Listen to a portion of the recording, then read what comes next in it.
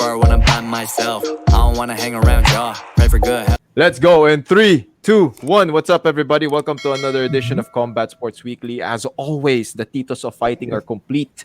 Carl De Mesa and JC Reyes of Destroy MNL. And first things off, Karate Kombat is back. Yes. Everyone, please subscribe to their YouTube channel. They're all over Facebook. And of course, the much more involved Tito Basruten and Tito George St. Pierre. They've Yes, done so grabe many yun. really nice na promotional videos about Karate Kombat. And for everyone who's just a fan of combat sports and people who appreciate karate, our karate community, our fellow community Malaki members yan. from the karate community, please watch Karate Kombat. This is like what my co-host Carl De Mesa said, like in our previous episodes. This is a possible venue for Filipinos to excel. Yes. Especially, for example, karatista ka, di ba? You're a karatado and you want to just focus on karate. When you look at the production value, ang ganda ng production Grabe. value nila. It's like the graphics, the pit, and the audience. We've been trying to figure out how they do it, di ba guys? Parang ano to, ang daming Galing. screens o Ngayong time CGI na to. green Ang screen? ganda. So, just for basics, ngayon nasa Okinawa ang Karate Kombat. Like Tito Franco said, nandyan na si George St. Pierre, who is a karateka from Shotokan. Si Tito Bas, I think Ryu something. It's funny because yung mga promos nila, they're both men who don't speak English very well, so nakakatawa talaga sila. Panoorin nyo guys. In any case, naka-format ng Karate Kombat. Per event, 3 fights. Pero JC, I think we were talking about isang event lang actually ang na-record nila. And then they release it. Hati ata nila ng release 3 yung fights bawat per fighter, no? 3 events per fight, pero isa lang kasi yung referee. So we're talking about why would you fly in Mark Goddard for just, back and forth for 3 events. So it's just one event. The other organization that we know na naglalabas ng 3 or 4 events pero isa lang ang record. So in any case, Easy lang tayo dyan. alam natin lahat. Baka sino yun. Di ba? Baka dahuto. Umalma. Ang franchise, di ba? Anyway. Kaya nababan si Tito Carl eh. So itong si Karate Kombat, Okinawa. Si Karate Kombat, tatatlo po yung fights per event. Yan, nakatatlong events nila, therefore 6 fights na sila. Ang very notable dito is yung number 2 na event where nagkaroon sila ng belt defense. Si Joshua K. Hagen versus that Dominican guy. Si Dionisio Gustavo. Very intense fight. Parang si Joshua K. Hagen kasi MMA fighter, so he had much better gas. The other guy, si Dionisio, had a lot of power, except that he couldn't really parang get on. Parang iba yung distance management nilang dalawa. But in the end, nanalo si Joshua K. Hagen. All props to him kasi apparently tinamaan sila ng storm dun sa Louisiana and nawala yung gym niya, nawala yung bahay niya. So I guess it's a sweet victory for him. Grabe. I mean, this goes to show the we as audiences, analysts, and people who talk about events, what's happening in front of us, we just see and analyze the events, but there are stories behind fights, there are stories behind camps, and yun nga, di ba? There's something tragic that happened, pero this guy still showed up, di ba? Mad props. This guy to just people wanted who it are more, like that. coach. Talagang ang dami pala kasi niyang angst. So, doon din natin makikita yung fighter psychology na people who went through certain things, parang minsan doon sila kumukuha ng hugot nila eh, di ba? Malalim yung hugot eh. Doon nila na ilalabas. Whenever you watch either high-level kickboxing, and then here's another one, Karate Kombat, calf kicks, leg kicks, lower leg kicks in general, inner thigh leg kicks are the norm. Okay, are the norm. This is not new, diba? For the casual MMA fan, when they see calf kicks, they go like, "Oh my God, it's the calf kick. It's the new." No, it's not. This is a prime example of high level kickboxing, high level kicking in general. That ang daming kumakain ng calf kicks yung mga tao doon, pero nakikita mo steady lang sila, di ba? Grabe lang kasi mga binti ng mga tao. Okay lang tayo. Yung karate talaga, di ba? Yung conditioning na lusob lang tayo, ganyan. Yeah, di ba? Sagutan. And Sagutan, yes. diba, Carl, as one of the as the main Tito that introduced us to Karate Combat, how do you feel or how do you see the evolution of the pit? Like from the original Bitcoin laced na logo, ngayon ang ganda na ng the pit. Oh my God. Ang saya, di ba? Diba? Ang saya Sobrang kasi solid dati siya. yung mga fighters, di nila alam kung paano gamitin. So now people have actually put sides na 45-degree angles in their gyms to practice how to not get taken down and how to utilize the pit bilang counters. You can see fighters now going for pushing off the side of the 45-degree pit and then countering the incoming punches and kicks. Oh, di ba? Tapos knock out like, Oo, masanay na sila dun sa pit ngayon than before, ano? I wouldn't be surprised kung magkakaroon na ng mga Superman kicks or Superman knees na ang buwelo galing dun sa fence or dun sa angle ni angle. Pwede ba nilang gamitin yun? I mean, na pwede na nila? It's just a matter of time. The way you use the cage. It's just a matter of time. You can even GNP ata on the side of that pit. Parang naalala ko nga last season nila, there was one guy na nagpalagay ng ganong setup sa gym niya, 'di ba? Para masanay siya doon sa nag-adapt na yung mga fighters ngayon, 'di ba? Ngayon kaya lalo na third season na, I'm thinking sumisikat lalo tong Karate Combat. Most likely, hopefully even dito sa Philippines nangyari yan eh. Oh, yun actually sasabihin ko rin. Tama ka, JC, like sana magkaroon sila ng scouts sa Asia na. It's only a matter of time, especially if as community members of combat sports fans, diba, we will diba, just tag them, diba, just use the hashtag Karate Combat, diba, just tag them on your videos kasi it's going to be unfair and at the same time kind of stupid if you do not get someone from Asia. I mean, karate is Asian from fighters, Japan, man. Diba? Tanyo si Tito Bas. Bas. Represented, diba? Oh. Diba? There has to be representation. There has to be representation. Imposibleng wala. I mean, sayang and it would be unfair. Diba? Yes. Bilang karate is from Japan tapos wala man lang Japanese fighter, diba? For sure there are a lot of tough karate fighters in Japan. Tapos dito sa Pilipinas, way before may karate na dito sa Pilipinas. So I'm pretty sure we have a lot of tough karate fighters. So please, daming karateka people dito who sa are Pilipinas watching and listening to this right now, please tag that karate fighter that you know that has potential dapat or nasa can KK. definitely na dapat nasa Karate Combat right now. Will, diba, let's blow it up, diba? Let's tag them and tell Karate Combat, hey, there's a Pinoy guy, go get him. Parang pag sinanong sa'yo, nag-jiu-jitsu ka, ganito ba yun? Karate. Everybody always thinks karate. Diba? Ito, karate na talaga to. Karate na talaga to. This is perfect for those fans na nanonood ng MMA pero boring daw yung ground game. This is the perfect ito na, dito promotion for you. Diba? And speaking of MMA, we shift over to UFC 32 in Vegas. There was a pretty good card, pretty decent. Everyone was just really after the return of TJ Dillashaw. Yeah. TJ Dillashaw returned. Can we talk about his return? Damn, grabe. Diba? It's against Cory Sandhagen. Diba? For someone who was absent for context, TJ Dillashaw was suspended for 2 years because he got busted for EPO use. Diba? He got popped. Sobra EPO, diba? Grabe, guys. EPO nga pala, hindi lang pala EPO, super EPO pala. Super EPO talaga, like, dude, kala mo makakalusot kayo sa ADA, hindi ganyan, Chong. Super EPO, okay? So, it put to question a lot of things about TJ's career, diba? It put to question, like, everyone started questioning his legacy, the way he fought. How much did the juice contribute to his success? How did it affect the people that he beaten or he defeated along the way? Dominic, come on, diba? Ang dami, especially diba? Especially TJ has this really colorful history with Dominic Cruz, Alpha Male, diba? The drama with Uriah Faber. There was so much coming into this return bout, and ako personally, and I think I could speak for the Titos here, na we were just really looking forward to how is he going to perform minus the EPO in his system.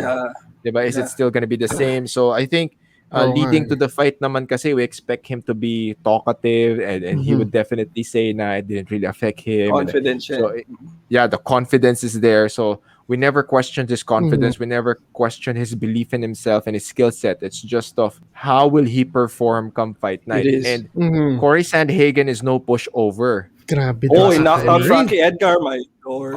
Diba? Like parang knockout artist, flying knee. So, and this loss is parang mas nakabuti pa nga kay Cory kasi all eyes are more on him now. Can we just, I mean, everyone, put it in the comment section, but me, I'm gonna ask my tito, do you agree somehow that this is a situation wherein nothing to lose si Cory Sandhagen? I think I read an article saying he gained that Cory a lot from this fight di ba na parang he parang no matter what happens, you're fighting TJ Dillashaw. Di ba? At the end of the day, you're fighting TJ Dillashaw. And the fight delivered. It was a close fight, split decision win for TJ Dillashaw. I kind of gave it to Cory a bit, but I can see how the judges breakdowns tayo. Carl, go first, di ba? I wanna know how you saw it. Magkaiba sila ng strategy, guys, di ba? Parang si TJ, he wanted to control the clinch and jump into that distance. Kasi ganun siya. Hindi naman siya nagbago. Si Cory really wanted to kasi flashy guy. So he wanted to go, he was always retreating out in the open. Hanap tayong counter. Hanap tayong medyo maganda. And then, it's not that he didn't want to grind. It's the way that he wanted to win against TJ. That I think yung fight niya. So ako ganun, parang I gave it to Cory a bit, but wala akong argument na okay if the judges gave it to TJ kahit gulpi-gulpi siya. Kasi di ba na-knockdown tapos kaliwa ba yun or kanan? Namaga. JC. It's fine. It's fine. I wish TJ all the best. On a note, before I stop, I've seen pictures of TJ pala when he was trying to cut down weight against in any case, sobrang wala. Tuyo. Nag-gets ko na parang, okay, ito pala yung motivation niya because he looked like a skeleton, guys. As in, para siyang galing Nazi concentration camp. Wala. Sobrang sama. Saan kasi parang when I watched the fight, nakita ko parang si Sandhagen was doing everything para piliting tapusin agad yung... He wanted to knock out Dillashaw, obviously. TJ, tama. Yeah. Yun lang, parang sobrang trying hard, I guess, na imbis na makontrol niya yung laban, parang baliktad Parang mas nakokontrol ni TJ yung laban dahil sinusundan niya everywhere si TJ. Pero pag lumalapit na siya, si TJ naman niya sumusugod. Yeah. Pero I really think they should run it back before kumalaban ng iba si TJ kasi masyadong dikit. I agree with what Carl said, and I will add na Cory Sandhagen I think the main strategy for Cory was to counterpunch, counterfight, and tama yung sinabi ni I think it was DC or sino ba yung co-anchor ni DC doon? Was it Dominic Cruz? Tiga ESPN, si Dom at saka yung tiga ESPN na white guy. Ayun, di ba? Na parang he got TJ's timing. If there's something that he did right during that fight, he got TJ's timing. And he got TJ's therefore, the damage. Grabe damage, no? Warak. Diba? Masabi. Parang TJ said na he got cut during camp and was pero hindi. Yung ganong kalaking hiwa. Okay, yung ganong kalaking hiwa. Okay? It was from the punches and it was from the inside elbow attacks. Okay, it was from the inside elbow attacks that sliced you. Okay, it wasn't from camp. It was from Cory's elbows. Now, I watched the fight probably three times just to have a better... Minsan 2 times, I get the rhythm or the flow of the fight. This one, I had to watch it 3 times just to come to a conclusion. It could have gone either way, but from the judge's standpoint, kasi, I understand why they slightly gave it to TJ. And I really think they attributed it to cage control and where the fight was wala sobrang daming instances where TJ was able to control the fight. So he had hip control. Cory did the smart thing by holding the wrist. Okay, it's a 2-on-1 wrist. So for example, if you watch the fight again, the moment TJ was able to control the hips or hug the hips of Cory would do a 2-on-1 wrist control. So Kung ito nakahawak siya, hahawakan niya kagad ng dalawang kamay yung wrist niya, and then he would walk towards the cage.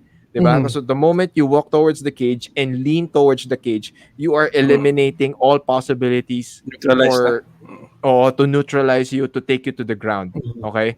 So syempre si TJ din naman, nagdadalawang isip siya to take down Cory kasi Cory has that really good Gambi roll escape.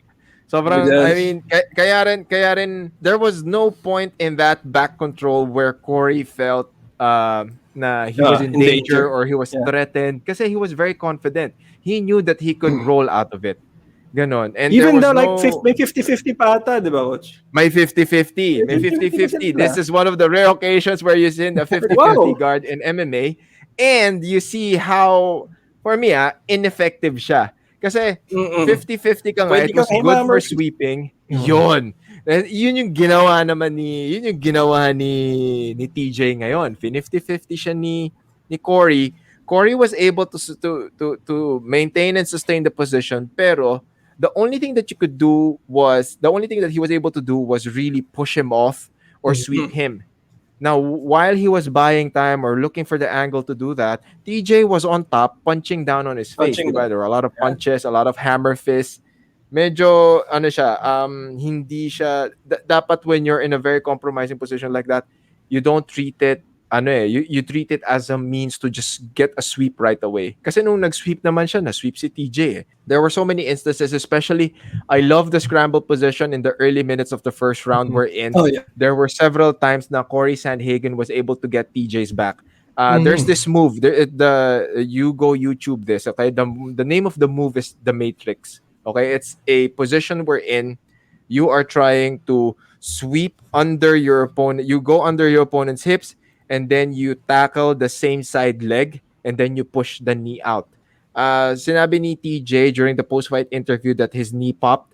So I either attribute this to the Matrix na execution and or during the time that he was on 50-50, or parang naka-figure 4 50-50 lock sa lower leg, he was twisting his knee outside. He was probably trying to base out. Ito yung tuhod mo, yung kalaban mo gusto niyang dalin dito, ikaw gusto mong dalin doon, baka nagsabay kayo, gumaling yung tuhod mo.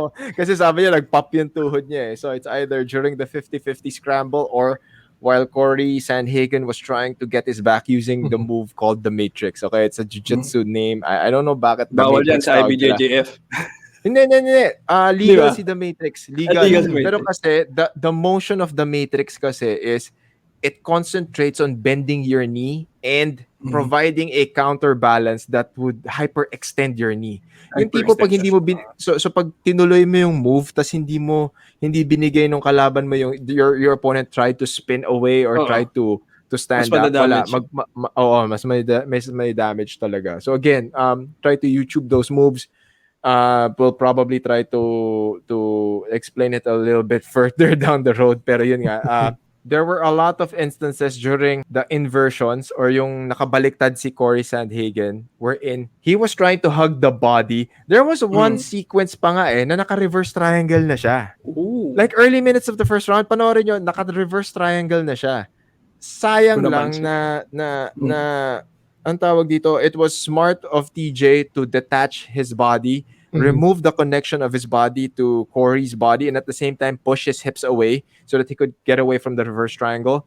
This happened in the early minutes of the first round. Next time that happens to you guys, sige, you hug the body, you hug the hips just to maintain position. But the moment your opponent gets to the ground, you can either hug a leg. Mas mahirap yakapin ang katawan kaysa sa binte. At least yung binte, you can still anchor. You can still anchor to the body. Kasi Cory has long legs. I mean, with a little bit more refinement, a little bit more patience, siguro he was gonna finish that reverse triangle. Sayang. But nevertheless, TJ got the nod from the judges because of the cage control and he was moving forward more. He was taking control of the pace. It just looked like he worked more, I guess. He worked more. Definitely worked more.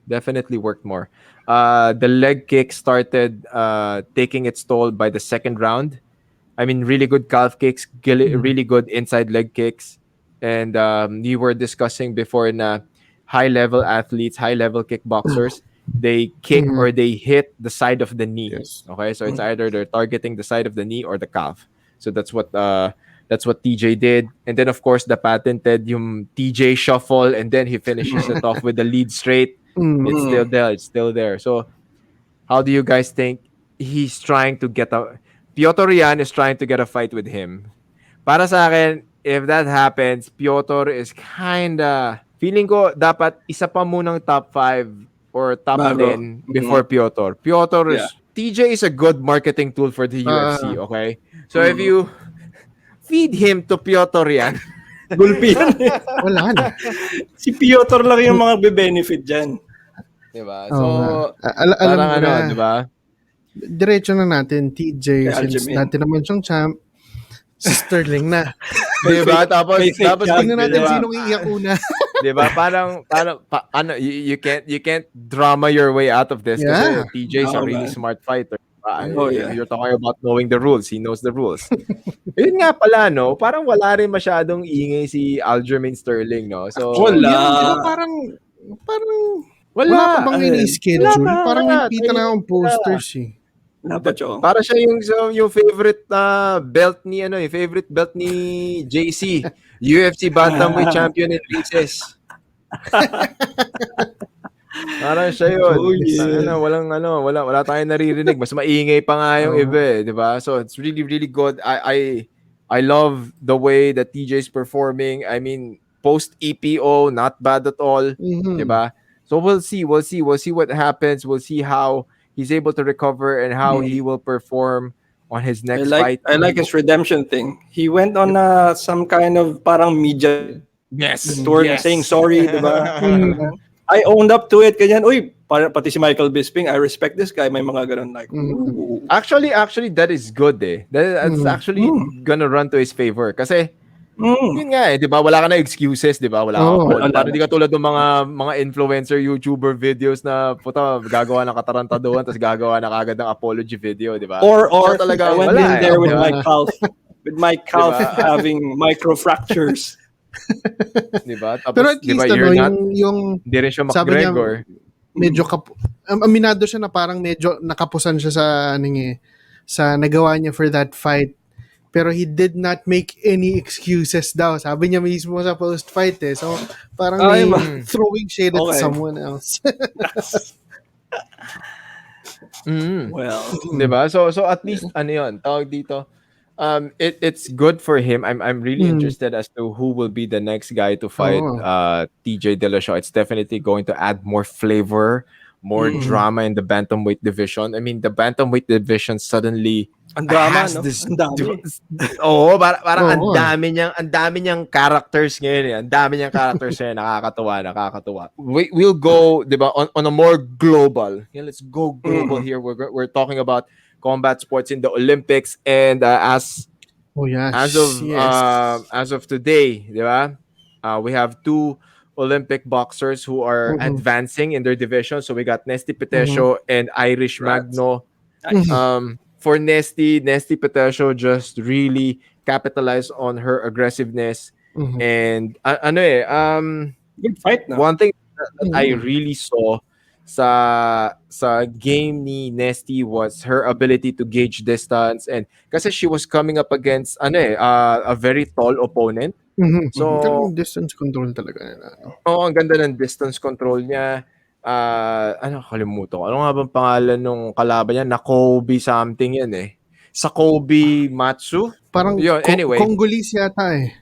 From Congo. From Congo. Yun. So Nesty was able to bridge that reach advantage of her opponent, diba? Really good footwork, amazing hand speed, composure. Okay, there's one thing that amateur boxing will teach everyone. Okay, to everyone who's gonna watch and listen. You want to appreciate boxing talaga, the skill of boxing. You watch a lot of high level amateur fighters kasi dun yung makikita punches and bunches. It's all about using angles, staying active, being utilizing footwork. Doon mo talaga makikita yung fundamentals of boxing coming into play. So Nesty Petesio just really showed tremendous skill set. I really pray na talagang it's going to take her onto the next round. Kasi syempre with amateur boxing, tandaan nyo, you don't really have that time to adjust or to scout your opponent kasi paiba-iba yan eh. Depende kung sino yung draw and kung sino yung mga kasabay mo sa division. One thing that one of our really good friends here, Charlie Suarez, okay? Big shout out to Charlie Suarez, is the ability to adjust to your opponents immediately. If professional fighters have time to study tape and to just obsess on their opponents, in amateur boxing, especially in the elite levels like yung World Amateur Championships tsaka itong Olympics, wala. You fight every day or depende sa schedule mo. So you really have limited time on scouting your opponent. So yun talaga yung thing na kahit mga pro boxers kailangan, lalo na yung mga hindi dumaan talaga sa ganyan level ng amateurs, kailangan nila matutunan yan eh kasi parang it's okay na pag-aralan mo yung opponents mo on tape when you're preparing for a fight, pero iba din yung kahit sino pa yan, I can manage. Ganun yung mga amateur athletes natin eh. One thing that I really want to stress, and I think this show is a true testament to that level of plight and advocacy, is that combat sports, okay, boxing na lang di ba? We have so many boxers. We have so much talent in boxing. There are so many up-and-comers. Let's just pour in that support, okay? It's not just from the government, but from the private sector, from private citizens, di ba? Let's do our part. Diba? Let's do our part in supporting our athletes, diba? Whether supporting them in their social media accounts, diba? Sending them our well wishes, hindi lang during games, like throughout their career, diba? Let's just follow their social media accounts, diba? Yan sila Nesty, sila Irish, sila Yumir, diba? Tapos stop sila the Yulo. Carlo Paala memes. Oo, di ba? Kawawa naman siya. Kawawa naman. Kasi because his last name is Paalam, usually ang kino-comment ng mga tao dun sa mga posts about him, kailan po namatay? Because what? Di ba? Kawawa naman. Basta alamin nyo na, hey, lalaban siya for men's flyweight division sa boxing natin for the Olympics na boxing ang one of our strongest sports in the Philippines. As 4 lang That is delegates true. natin. My goodness, parang may something wrong eh. There's something definitely wrong with that. Okay, there's something that if we're a country From the that, lightest to the heaviest natin na middleweight, meron tayong athletes even sa amateur, pero bakit 4 lang kinaya nating ipadala dun? diba, for a country that kisses Manny Pacquiao's ass all the time, and we just say we're I find a it so boxing ironic nation. na ganun. Diba, it's so ironic indeed. Diba? That okay, so ano to? We're yun yung problema rin eh. That's the problem of the Philippines as a country, as a society. Yeah. We just rally behind the winners. Diba? We don't, diba? Imagine nyo lang next Olympics, lahat ng divisions merong representative ang Pilipinas. Solid. Nakakasar kasi people say they want gold. Tapos ganyan. Parang di pwede, dude. Diba? Baka kalimutan pala natin on the next Olympics, meron tayong Muay Thai, may kickboxing May na tayo. kickboxing na, May Muay Thai na. Shout out to the Muay Thai Association of the Philippines. Good job, Ma'am Pearl. Everybody. Ayan, si Coach Pearl, si Coach Billy, tsaka si Chairwoman Jelly, major Coach Chot, everybody. exposure, and this is going to be, we're going to start the program now. So that we'll be prepared for 2024 ba? Ba? 2024. In France. So please, we urge you, combat sports community, the Filipino people, please let's rally behind I said this so many times when I join other group discussions or podcasts. Sports is modern day warfare, whether we admit it or not, diba? Sports is modern day warfare. There is that sporting component, there's that community component, but at the end of the day, this is war without the guns. Okay?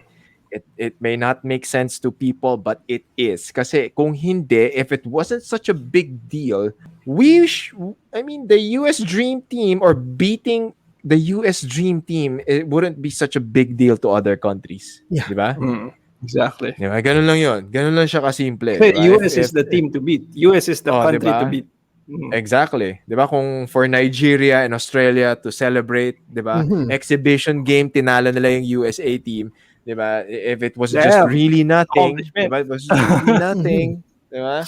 And if it was really nothing, if it was just for the spirit of the sport, why do countries pour in so much money in the Olympics? Yes. Why are we even having the Olympics? Why are we holding the Olympics if this is not like So we don't go to war, save, guys. diba? That's it. Diba? So please, diba? I really hope that this is a good way for people to better understand the value of sport and sporting programs in their countries. Okay? So, I mean, then we shift to the next amazing boxer, si Irish Magno. Irish Magno won her, she advances to the Sweet 16 against pareho sila ano rin to si Ogari. Si Parang Christine Ogari. Kenya naman ang nakalaban ni Ayan, Irish. Kenyan. Wala. Ako, parang she just demolished her opponent, plain and simple. As in, wala. Fight, huh? Outclassed, outboxed, Outclassed. Walang ano talaga, there's just no way to describe what happened. Talagang, sabi ko, medyo okay to. Medyo maganda yung laban ni Irish Magno. So, JC, any updates ba when Ymir is fighting? Check natin ang schedule. For, actually, tomorrow, meron na tayong, sa men's naman, men's flyweight ng 12, lalaban na si Carlo Paalam against Ireland's Brendan Irvin and si Irish boxing, medyo matindi-tindi. Irish boxing yan. So, locally, I think, either Signal, TV5. Signal, One Sports ata dapat One Sports also. Parang whether he likes it or not, di ba? A lot of eyes on Ymir Marshall. Ayun. Kasi Thursday. All the lovers and the haters. Thursday ang laban niya. For some reason, Sunday na wala pang announced kung sino makakalaban niya. Nako, baka magdo-draw pa sila dyan. They're probably trying to fix the draw.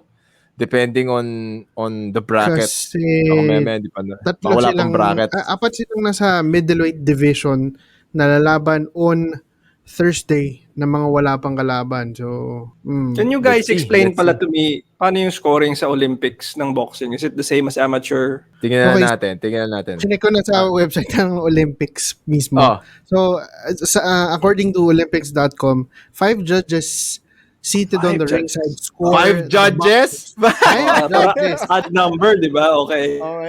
So, they score the fight based on the blows landed on the targets.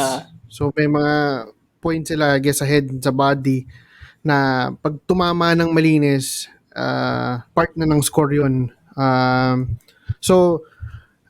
Number of basis nila is number of blows landed on the target areas, domination of the bout, technique and tactical superiority and competitiveness. So pretty much para tong yung sa pro boxing na effective aggression, ring generalship, defense, and yung hard and clean punches. Halos pareho, pero yun nga lang, per punch ang nila, ang basis nila first scoring halos. Isa sa mga pero bibilangin nila. Kaya yung style ng mga Olympic boxers like, nasanay sila Nonito Donaire, sila Floyd Mayweather even, di ba? Pag lumaban sila, halos pitik lang malinis naman yung pasok ng suntok. So, counted na sa point. So, ganun pa rin. So ganun na pala. So, are they using scorecards or are they using the digital 10-point must system na sila ngayon? 10-point must system. Hindi na sila yung scoring na ganun. So is this for the men's or the women's? Well, actually, sabi pala nila, starting from the Rio Olympics, nagsimula na sila ng 10-point must system. Inadapt ng AIBA at saka ng IOC, yung system na yun. So, halos pro boxing na. Kaya nga pala pinayagan na yung mga pro boxers na na sumali din sa Olympics. 10 points. So tignan natin yan. It's gonna be very, very interesting how these things pan out. Pero yun nga, please everyone, support our local fighters. All news outlets are already posting their names. Please follow them on social media. The bare minimum that we could do is follow them on their social media accounts. Kasi syempre, these athletes are, di ba, it wouldn't hurt if they get more sponsors. So more Mhm. sponsors will mean Yes. more resources for them to just get things off their plate so that they can focus Mhm. more on training. Yes. And how do they do that? If brands see that they have big social media following, and Mhm. libre lang naman Yun. mag-like, libre lang naman Mhm. mag-follow, libreng Mhm. di ba? So please, di ba? Kami naman dito, we never advocate or force people to say follow us on our social media accounts. We always encourage them. Pero for this one, Mhm. please, kami, when it's all about the athletes and the fighters and the sportsmen, please Mhm. follow them.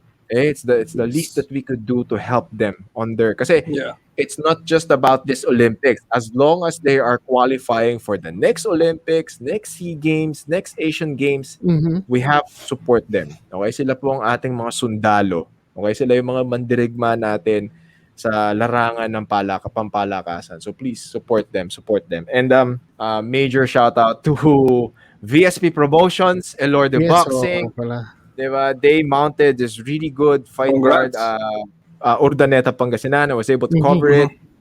Relentless. It happened several weeks ago, but Solid yun. the fights, I uploaded the fights individually on Mhm. my YouTube channel. I'll do my best to do breakdowns for them, pero definitely a lot of really high level boxing there. So please head Grabe. on over. Notable fighters that were like worth mentioning. Yan.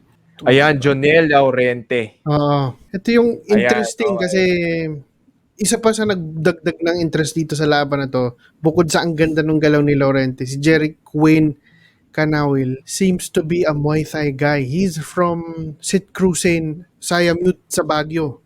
Eh, alam natin yung that camp is for Muay It's pretty Thai. good. Yeah. Yeah, pero that's his pro boxing debut. Jonel Laurente in his pro Galing niya, no? debut Yeah. delivered. Ang galing. Wala akong masabi. So bright things ahead for Jonel Laurente. Another notable fight was John Estrada versus Rex Wow. First round knockout. Yes. I mean, John Estrada is just like he has the right hand of God. Ang bigat ng parang kamay parang talaga. siyang Deontay Wilder nung moment na yun na parang ako first round as in overhand right, bang! Mm. May nakita ko si Rex Wow parang groggy na, di na makalakad. So first round knockout. So I was like, okay. Not bad. Really, really good. And then Mhm. the next one was another one is Arnel Baconaje. Arnel Maganda din Baconaje yung is laban one mo. of those top Pinoy prospects who's very methodical. You may think that he's a brawler, but he's very systematic in breaking down his opponents. He's been on a tear. He's very active. He takes all the opportunities na available para sa kanya to if there's a fight, game siya. And then so far, he's been knocking out his opponent. So again, Arnel Baconaje, okay? Hindi siya reckless eh. There's this Mhm. control when it comes to his level of boxing. Another one that impressed me was lighter weight division, si Ranelio Kizo. Lower weight division, Mm. tapang, buo loob, tapang, composure was there, really good. Uh, he also won, and then yung co-main event, si Ben Ligas versus Miel Fajardo. Mhm. Oo. That's probably my favorite fight of that card. Isa sa mga pinaka-inaabangan yan on that Ben card. Ligas versus Miel Fajardo. Highland Boxing Gym Mm. has been producing really good boxers. Okay? So, I don't know how many branches they have, but okay, people, please patronize that gym kasi they're producing a lot of really good fighters. It was a good contrast of a technical and methodical boxer versus, I don't want to put Miel Fajardo as a brawler kasi he was picking his shots eh. Mhm. There were times na medyo reckless siya, pero he was hitting his target eh. Si Ligas naman, Ben was very calm. He was very composed. As in, I don't know kung gaano ka veterano si Ligas, pero wala. As in, okay, sige, you want to brawl. There were times where he would na makikipagsabayan siya, na he would answer back. Pero throughout the fight, he was picking his shots, fundamental boxing, polished technique, grabe siya. Nakakatuwa siya. That's probably my favorite fight of the whole event. Oh, yung sa ano naman, then of course, the main event is Charlie Suarez versus Eduardo Oh. Mancito. Eduardo Mancito was surprisingly tough. Oh. Okay? This guy's a bad motherfucker. Okay? He hung in there. He wasn't afraid. Even though Charlie was able to score a knockdown, ano pa rin? Talagang game pa rin siya. Game pa rin He siya. beat the 8 count, and then, hindi siya takot. So again, VSP Promotions, Allure the Boxing, all the fighters, okay? Congrats. A lot of, ano ba yung mga gyms that participated there? So that Muay Thai Gym, Allure the South Box, Highland Boxing Gym, Marty Elorde Boxing Gym. Ano ba? There's the boxing gym in Batangas. I forgot. Fight Factory Boxing Gym. I mean, the boxing community is coming together. So please, to all our boxing community fans and members, please support the local fighters. Please give them support as well. Kasi ang ganda ng ano natin. This is our way of supporting the local boxing scene so that we can help fighters as well, help the up and comers. Over there in sa Cebu ba to? Si Sandman Productions. Okay? Congratulations to Christian Pit Laurente. Body shot KO win. Grabe talaga. Grabe rin yung kaibigan natin na yon. Follow them all, okay? All you have to do is go to my YouTube channel. I uploaded the fights there. Get their names, follow them on their social media. Most of them may mga kanya-kanyang boxing vlogs, so please watch it, di ba? Supportahan. Makita nyo lang how do fighters handle everyday training, paano ba nila, ano ba yung experience nila, ano ba yung mga nangyayari sa buhay-buhay nila, the daily stress, the daily grind, di ba? Para lang makita nyo kung ano yung sakripisyo pinagdadaanan nila. Syempre, given na makwela sila, masayahing mga tao to, so I mean, it's definitely worth your time. Okay, so please support our local fighters, local boxers, and I would also like to take this opportunity to the best wishes from the Titos of Fighting to our RP Cadets team who are going to travel to Russia and represent the Philippines. Okay, represent the Philippines in the UWW Grappling Tournament there. These are kids aging, di na nga sila kids yan, lalaki nila, mas malaki pa yung iba sa akin okay? So the RP Cadets team, they aged, ano ba to, I think they're like 9 to 16 years old. Okay, so and that's why, thank you High Rollers, okay? Thank you High Rollers for supporting the future of Philippine grappling. So under the tutelage, mentorship, and coaching of Professor Alvin Aguilar, also the WAP president, also coached by Professor Michael Tabamo. They underwent, and wrestling coach Melchor Tomasis. They went a rigorous grappling camp, high level. These guys, I mean, I want to avoid saying that they're kids, but they are. They are kids. Yeah. Diba? Also one of the premier coaches, si Coach Lester Del Rosario of DefTac Marikina. If you've never been to their gym, magugulat kayo. Puro bata yung karamihan ng students sa gym niya, pero my goodness, nangungulekta ng gold. Nangungulekta. Pati yung mga Coach matatanda Lester Del Rosario is probably one of those mga bata. high-level coaches who showed everyone that having a solid grassroots program, when everyone was focusing on adults classes, he focused on the harder class to handle, the kids class. Hindi po biro mag-handle ng kids class. Hirap ng kids. Pero he was able to execute a solid kids program. As in, ang ganda ng kids program niya. And I mean, he's reaping it's not even reaping the benefits. Dati, he was winning local tournaments. Now, he's gunning for international tournaments. And hindi lang to basta-basta international tournaments. This is a world championship level tournament, okay? And it's in Russia. Are going to Russia. What the fuck were you doing when you were 14, 15, 16 years old? Diba? Yeah. We were all in school. Sa mga teenagers na malamang meron ng cauliflower ears. Diba? So, Teen Khabibs. it's not an easy task. Okay, it's not an easy That's some task. tough momos, guys. They have they're going to carry the weight of our country in their shoulders, but they are going to carry it as a team. I'm very happy and honored to be able to be part of the camp of these kids. I've seen their development, I've seen their growth. So, of course, Lucky Aguilar, Gab and King Del Rosario, Fiero Fan, Dav Saldriaga. Saldriaga is from Iloilo. And then we got Joaquin Marte. I mean, these are Grace Gonzalez. These are kids who are studying. Okay, they are studying. They're still in school. And after school, they go to the gym. They work their ass off. So they train early in the morning and then they train in the evening. So again, these are kids. So everyone else, what is your excuse? Okay. When I see them work, when I see the work rate that they put in there, and we are living at a time where there's so many things that's distracting us. I go to the gym and see the level of focus that they put in, the sacrifices that they're willing to undergo. Wala eh. Parang para sa kanila, it's a tournament. They know that it's gonna be hard.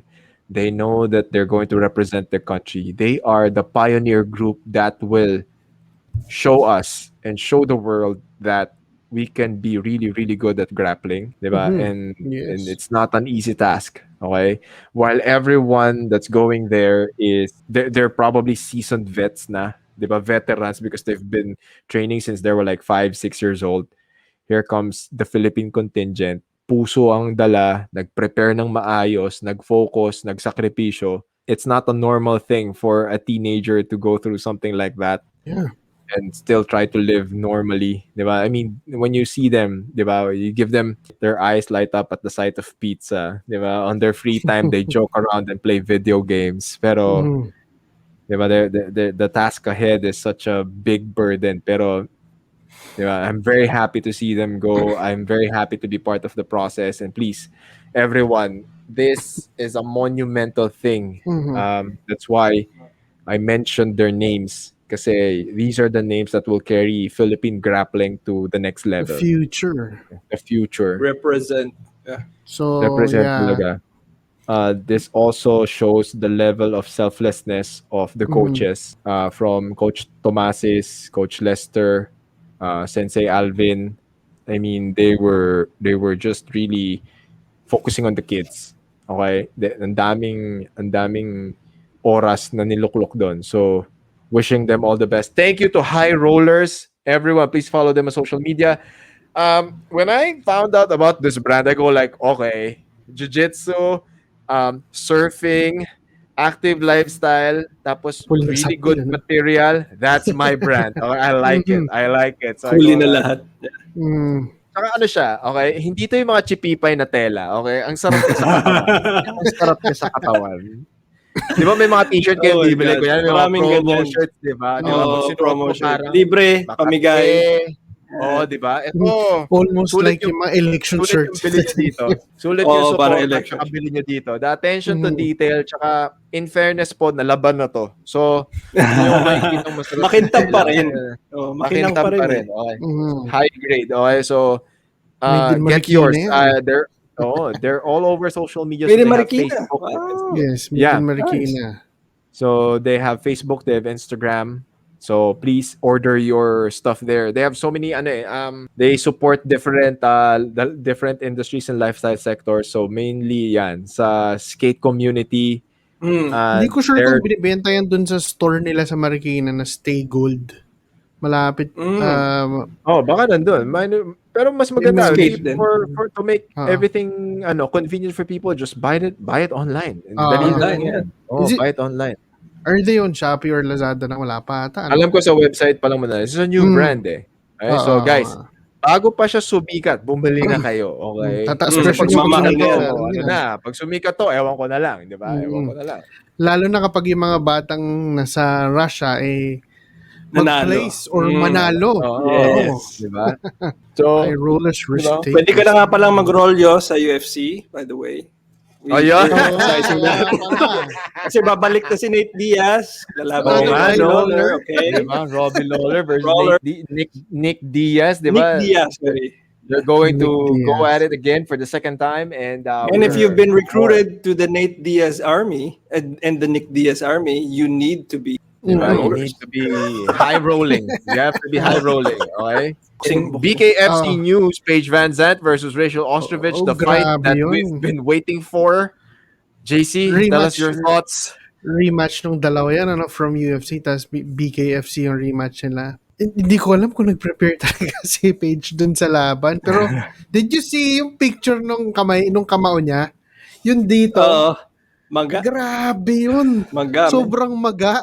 Hindi mo alam kung nag-prepare ba talaga siya sa laban. Hindi ko alam kung nag-ensayo ba si Paige Vanzant for a fight or for her OnlyFans account. Parang it's... Marami din siyang sinut habang nag-ano siya. Nag-prepare daw siya. Kasi you want to... parang gusto mo nalang panindigan na fighter ka eh. Pero if you are earning more, di ba? I think she is, man. Like triple at least. Diba? But with other means, parang feeling ko nagiging marketing ploy mo, nagiging marketing arm mo na lang yung pagiging fighter. Pero at least, diba, if you have a fight, diba, a lot, probably, sana naman, kahit isang buwan man lang, diba, dirt boxing na nga lang to eh, diba? Diba, bare knuckle fighting na nga lang to eh. You could see that, iba yung may gloves, iba yung bare knuckle. You could only punch so much sa bare knuckle. Kita ko yun, parang nagwi-wins na sila. Like, masakit talaga. Diba? Parang, doon mo ma-realize na if you've been training with gloves, if you've been training with, you've been fighting with gloves, di ba? Ma-realize mo na when you start punching with your bare knuckles, the inflammation is, di ba? Yung mga moves. Ayaw mo nang makipag-away sa kate. Pag nakita mo yun, naramdaman mo, chong masakit. The level of breakage on your knuckles, the wear and tear on your wrist. Grabe. Damn. Tama ka, I think you talked about it kanina. She was using MMA boxing. Yeah, he was using MMA boxing. Pero dapat kasi, if you're fighting inside the pocket, then you should be utilizing uppercuts, di ba? You should be utilizing uppercuts. Exactly. You should be utilizing short hooks. You should be, and I do not, feeling ko, dahil na rin siguro sa nature ni bare knuckle fighting, wala pa tayo masyado nakikitang body shots. Pero just imagine, someone is able to exploit body shots in BKFC. Grabe yun, ang sakit nun. Di ba? Knuckles on ribs. Naisip ko nga, anong bibigay una, yung ribs, yung knuckle mo? Kasi masakit din pag...